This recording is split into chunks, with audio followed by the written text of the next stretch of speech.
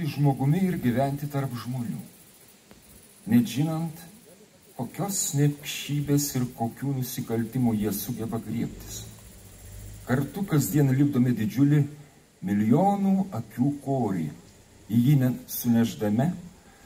sunešame minčių, atradimų, išradimų, kūrinių, biografijų medų.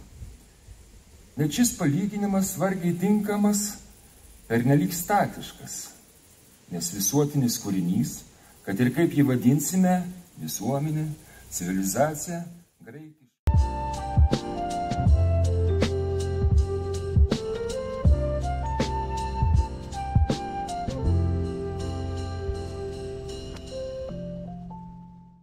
Tai močiutė mise, galima sakyti, niekada ir negimė. Ji visada gyvena įsivyniojusi į šilko kokoną, į tai, kas yra. Koja liečia minkštutėlę antklodę, užlenkia jos kraštą, patenkinta savimi ir ta lytėjimo dovana. Ranka prisitraukia po smakru pūkuotą medžiagą.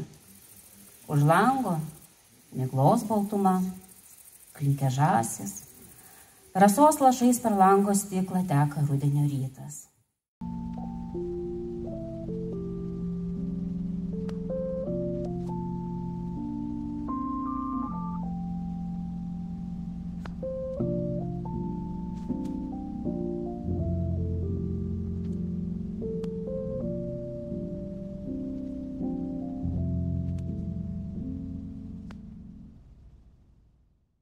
Ir raudono, ajerų sultingumo skonį ir aromatą, girdėdamas senas pagoniškas dainas pjovėjų, grįžtančių iš lauko, kai saulė geso anapus kalvos, giedrais vakarais sulaukėjusioj žalumoj galėčiau parodyti vietą lapinės, kur liepėjai man rašyti pirmasias kreivas raidės, o aš veržiausi iš glėbio ir dūmiau į savo slėptuves, būdamas tikras, kad raidžių niekuomet neišmoksiu.